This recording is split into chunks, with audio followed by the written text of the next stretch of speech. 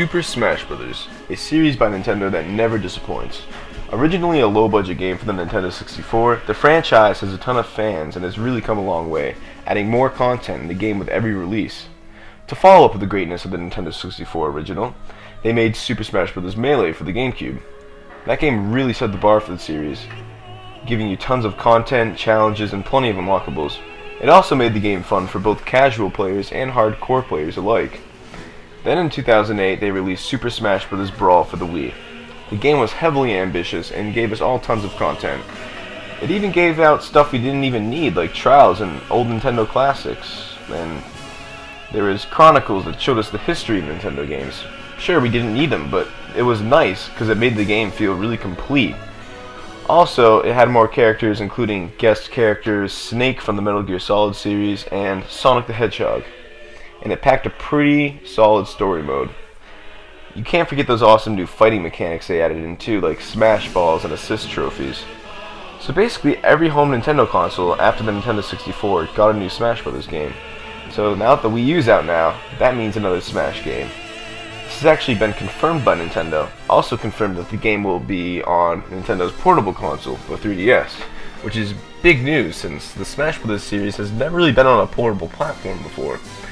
Another thing they said was the Wii U and 3DS version of the game will be compatible with each other in some sort of way.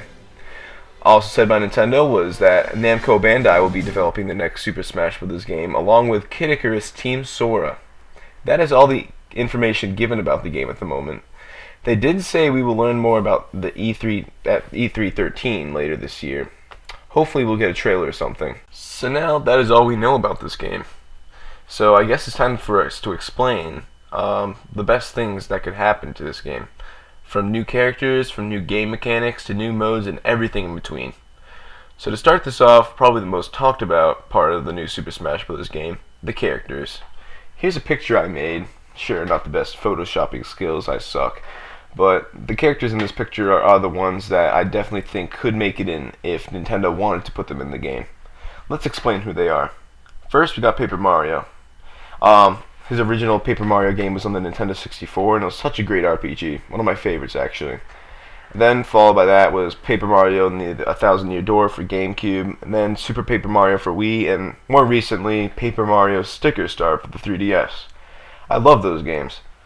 I already got some ideas for what he could do, too, for attacks. Like, his smash attack could be his hammer, and I thought about something cool. He can have his down B attack randomly summon one of his party members from one of his games. I don't know, just a little idea. But next on the character list is Crumb from the new Fire Emblem Awakening for the 3DS.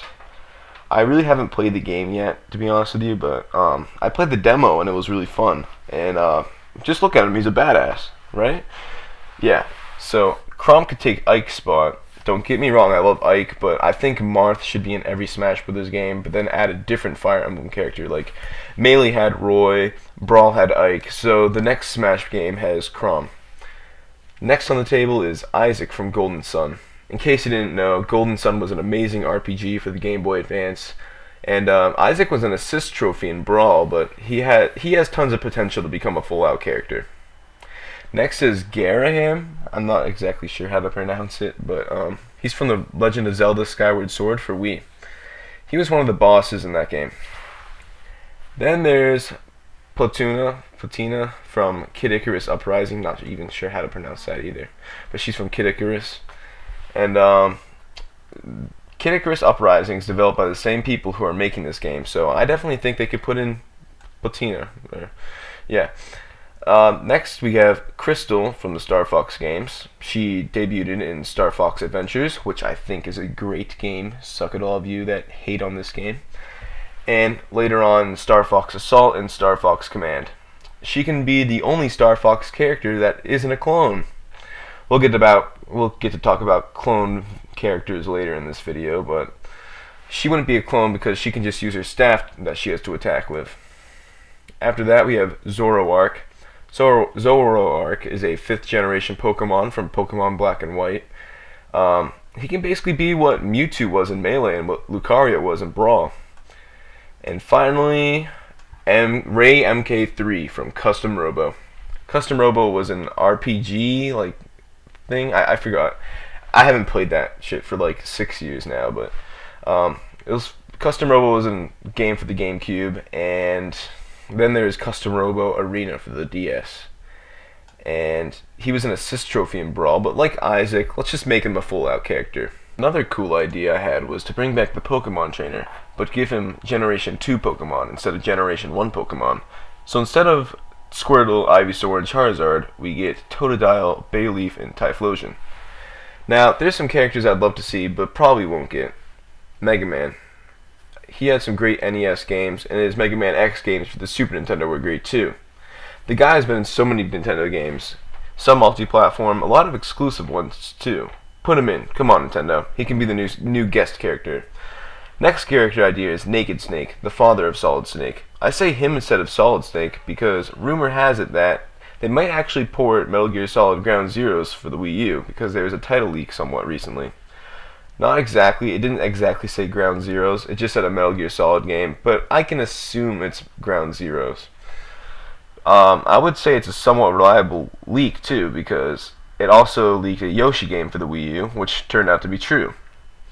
Then there's Sora from Kingdom Hearts. Sure, Kingdom Hearts was originally a PS2 exclusive, but half the games were also released on portable Nintendo consoles.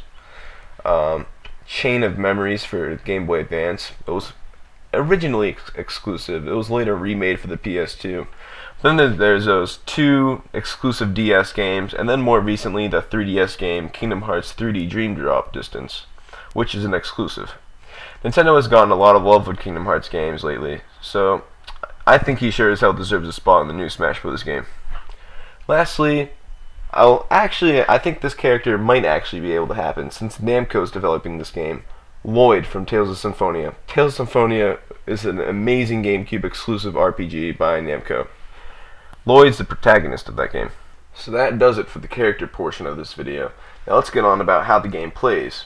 A lot of people like Melee more than Brawl because it has faster, better, and more skillful gameplay. There's no tripping like in Brawl, and the gameplay is a lot more fast than Brawl. There was also a bunch of cool techniques people could use that were removed in Brawl, such as canceling certain moves and wave dashing. Thing is, Melee was still a great game that anyone could pick up and play. It had the perfect balance that would please casual gamers and hardcore pros. Brawl had a lot more content in it, but it lacked fun for a lot of pro players due to tripping and how you fall down really slowly. What I want in the new Smash Bros. Game is to keep that fast gameplay Melee was great for, all while keeping the game fun for beginners. Also, I think it'd be awesome if you could wave dash again. Another crucial thing is balancing. In Brawl, Meta Knight was so overpowered. He was even banned in tournaments for a good period of time. Then there's terrible characters like Robo and King DDD.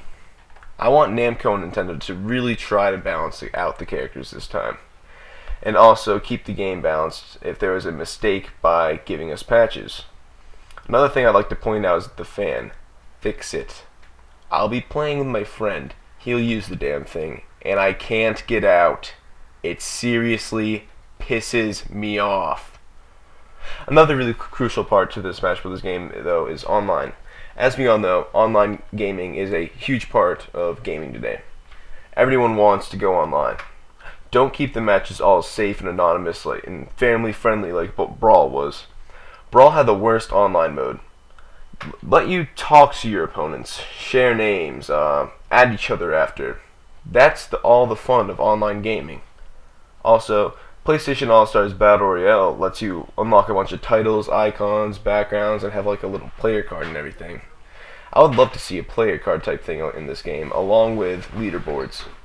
Some more things that'd be cool is a better stage editor, because the Brawl one was so shitty, come on now. It barely had any materials, and it didn't take much until you ran out of those materials. Another thing about this game I'm worried about is, but I can trust Namco and Nintendo that they can do it right, DLC. Do not leave characters out of this game just to make them DLC. Please don't. Just give us DLC if there's someone you forgot to put in after. Don't be cash whores like Capcom. DLC is great, just some companies abuse it. Make it relatively cheap too, please. or even free, like Superbot did with PlayStation All-Stars. Characters are free for the first 2 weeks of their release, so they're doing it right.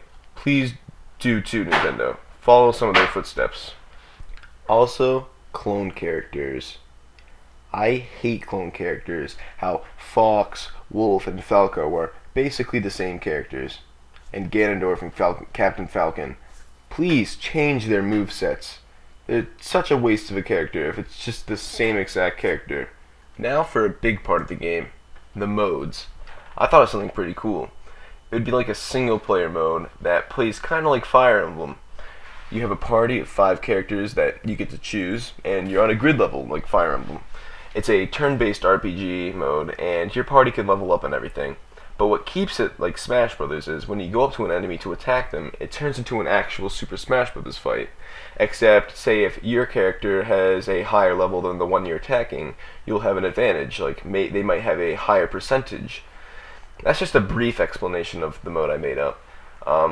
Also add a good story to it, a lot more aspects, and it could be a pretty fun mode. Also, give Subspace Missionary a way better story. That would be sick. I wish Classic Mode would stay too. I love Classic Mode. The game has tons of potential to be the best Super Smash Bros. Game to ever exist. I'm really hoping the best for this game. I just covered some things I would like to see.